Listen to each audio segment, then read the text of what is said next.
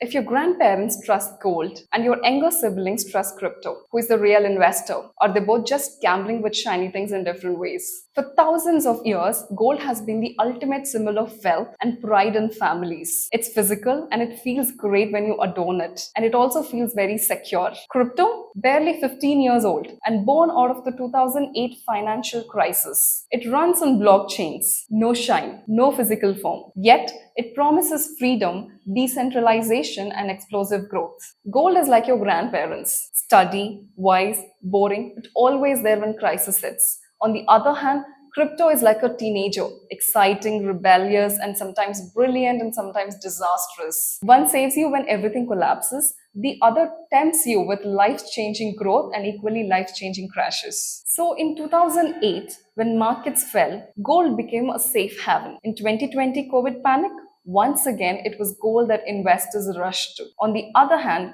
crypto had given investors overnight wealth. Bitcoin turned a few dollars into millions, but the same Bitcoin has also fallen 70 to 80% in a single year. If you choose only one side, you are either too safe and too slow or too reckless and exposed. Let's just imagine your portfolio as a boat.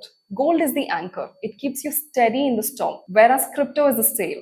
It gives you speed and direction. Without an anchor, your boat topples. Without a sail, your boat never moves. The secret isn't choosing one.